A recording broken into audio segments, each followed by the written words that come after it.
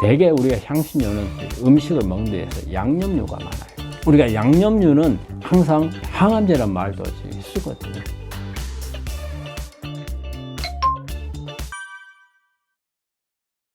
허브나 이제 향신료가 대개 보면은 암을 우리 환자들한테 꼭 알아야 될 부분이 뭐냐면, 우리 허브는 한마디로 어떻게 보면 한약재죠. 우리가 자연에 있는 이런 식물들, 이런 부분들은 거의 우리가 한약재로 쓰고, 서양에서는 허브, 우리나라에서는 이제 한약재, 이런 표현을 많이 쓰는데, 이 허브 속에는 여러 가지, 이제 보면은 되게 항산화물이 많이 들어있죠. 항산화제 성분들이, 그런 부분이 많이 들어있고, 그리고 식이섬유가 많이 들어있고, 그 다음에 이제 파이토케미칼들이 많이 들어있어요. 가장 저는 이제 중요시 여기는 부분은 파이토케미칼이에요. 파이토케미칼이, 사실 우리가 암이라고 하는 것은 유전자 변이로해서 와요.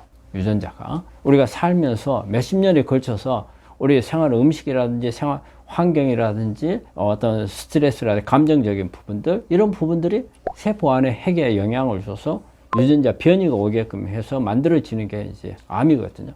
이 유전자 변이를 조절할 수 있는 기능은 파이토케미칼들이에요. 우리 되게 동물 속에, 그래서 동물을 많이 먹지 말라는 이유가 뭐냐면, 동물 속에는 그런 성분이 없어요. 식물 속에 그런 성분을 다 가지고 있다는 거예요. 우리가 식물에 보면 컬러들이 있잖아요. 뭐 하얀색, 뭐 보라색, 빨간색, 노란색 있잖아요. 이런 부분들은 다 그 식물이 가지고 있는 파이토케미칼들이에요. 그 파이토케미칼을 나타내는 색이거든요. 이런 성분들이 암을 억제를 해요. 유전자 변이를 조절을 해주고.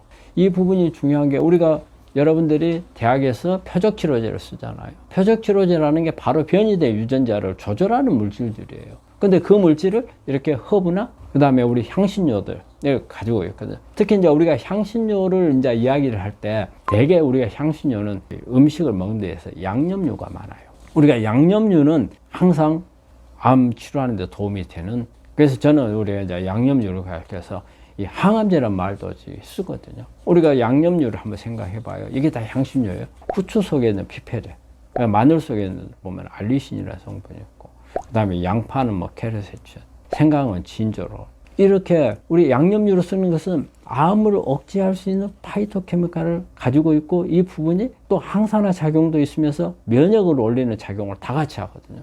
허브나 어떤 향신료는 우리 암 치료하는데 중요하고, 그래서 우리가 암 환자들이 식사를 할 때 반찬류를 잘 먹는 것도 상당히 중요합니다. 그런 부분들이 어떻게 보면 매일 먹는 음식이면서 매일 먹는 암 치료 약이 되는 겁니다. 식자재 중에서는 저는 우리가 타임지에서 선정한 항암 음식 제1번이 마늘이었잖아요. 그래서 마늘이 가장 강력한 항암 음식이라고 생각을 합니다. 마늘 속에 들어있는 우리 톡 쏘는 마늘의 고향이 있잖아요. 저게 알리신이라는 성분이거든요. 근데 이 알리신이라는 성분이 면역도 올리고, 항산화 작용도 있고, 그 다음에 항혈전 작용도 있고, 항암 작용도 있고, 모든 작용을 이렇게 고루 다 갖추고 있는 게 사실은 마늘이에요. 그 알리신이 중요한데, 우리가 마늘을 여러 가지 방법으로 먹을 수 있잖아요. 익혀버리거나 굽거나 하면은 우리 톡 쏘는 맛이 없어져 버리잖아요. 그래 되면 그거는 알리신이 안 만들어진 거예요. 그럼 알리신이 어떻게 만들어지냐면, 우리 마늘 안에는 알린이라는 성분이 있어요. 그런데 이 알린이라는 성분이 이렇게 공기에 노출되거나 비다고 노출되거나 외부에서 물 같은 게 이렇게 작용을 하면 알리나제라는 마늘이 가지고 있는 효소가 있어요. 그래서 알린과 알리나제가 합쳐지면은 여기서 알리나제 효소에 의해서 알리신으로 바뀌어요. 그래서 이 알리신이 활성화가 돼요. 그리고 이게 톡 쏘는 맛을 가지고 있어요. 그래서 톡 쏘는 맛을 가지고 있는 마늘을 먹어야 제가 방금 이야기했던 그런 효과들이 다 나는 거예요. 가능하면은 마늘은 통마늘, 공기하고 접촉을 시켜줘야 돼요. 뭐 으깨거나. 어떻게 보면 이걸 모르고 아마 사람들이 고기 같은 거 먹었을 거예요. 고기 먹을 때 우리 편마늘 이렇게 나오잖아요. 통마늘이 잘 안 나오고 편마늘이 나오는 이유가 그게 과학적인 거예요. 통마늘로 나오면 알리신을 잘 못 만들어요. 왜냐하면 고기 구우면서 마늘도 익혀서 먹어버리잖아요. 안 만들어져요. 근데 편마늘 하는 순간 알리신이 만들어지거든요. 실제적으로 가장 항암 작용을 가지고 있는 것은 알리신입니다. 그래서 가장 좋은 것은 마늘을 으깨서 가장 접촉하는 면적이 넓어지는 게 편마늘이나 통마늘이나 으깬 마늘 중에서 본다면 그 으깨 마늘일 거고, 그리고 생으로 먹는 게 훨씬 더 익힌 것보다는 생으로 먹는 게 훨씬 효과적이라고 볼 수 있죠.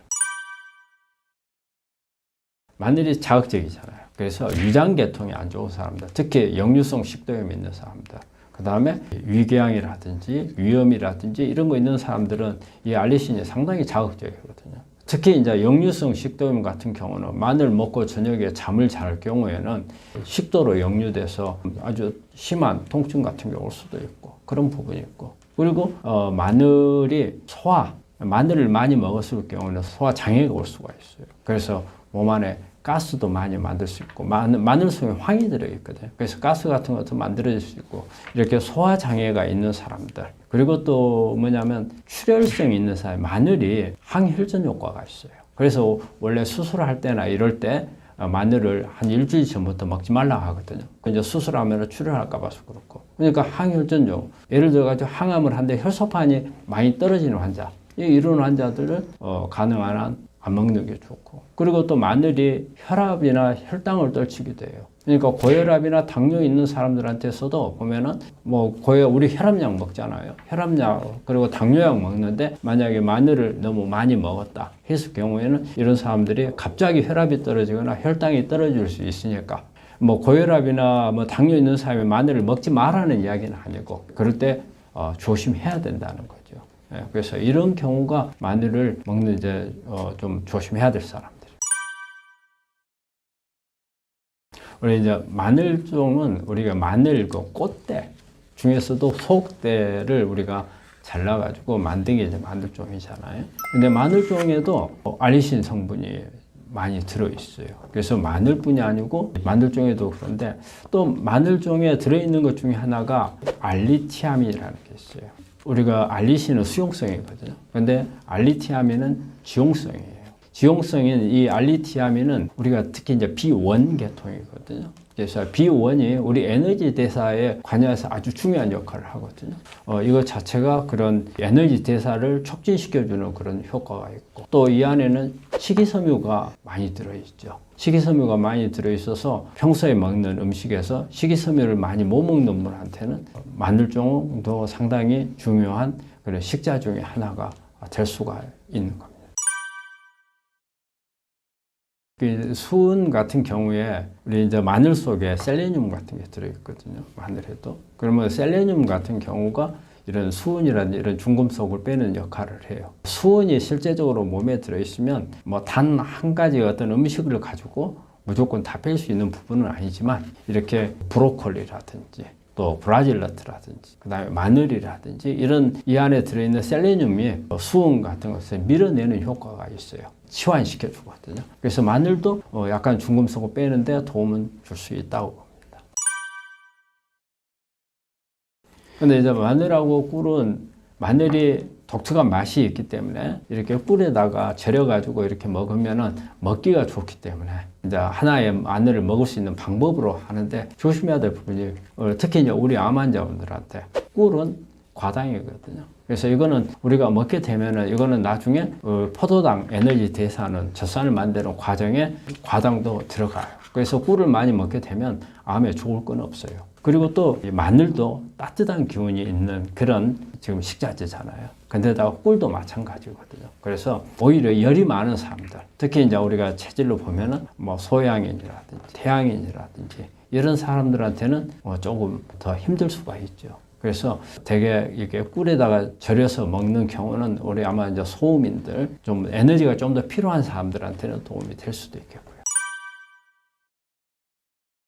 그 중에서 마늘은 여러 가지 방법들이 있겠지만은 제일 이제 안 좋은 방법들은 기름하고 같이 해서, 근데 이제 기름하고 해서 우리 고기 구워 먹으면 마늘 기름에다가 같이 끓여가지고 이렇게 먹잖아요. 근데 그렇게 먹는 건 상관이 없어요. 대신 이제 이걸 저장을 하게 되면은 잘못하면은 이제 보툴리눔 식중독, 독소가 만들어질 수 있어요. 그런 부분들은 주의를 해야 되겠죠. 그리고 이게 마늘이 환자들 케이스에 따라서 좀 달라질 수 있어요. 그래서 예를 들어가지고 이게 마늘을 먹는데 익힌 마늘을 먹는 경우하고, 그 다음에 우리 생으로 먹는 경우에 따라서 약간 차이가 있는 게, 우리가 폴리페놀이라든지 플라보노이드라든지 항산화 효과를 많이 보기 위해서는 우리가 익힌 마늘을 먹는 게 더 도움이 될 수 있어요. 그런데 예를 들어서 항암이나 면역작용이나 알리신 효과를 많이 봐야 될 경우에는 생으로 먹는 게 낫거든요.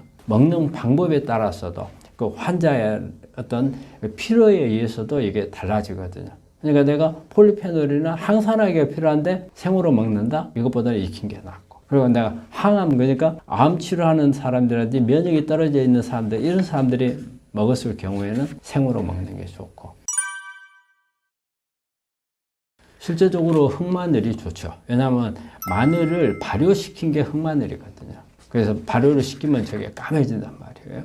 그래서 흑마늘인데 발효 마늘의 일반 마늘하고 차이점이 보면은 그 알리신이 만들어 있잖아요. 이 알리신이 이보다 더 강한 알리신 작용이 그 S알릴 시스틴이라는 성분이 이게 발효를 해서 만들어지거든요. 이거 아주 강력한 알리신보다 훨씬 더 강력해요. 그리고 발효를 시키면은 폴리페놀이나 플라보노이드 계통 이런 항산화 작용을 하는 이런 성분들도 훨씬 높아져요.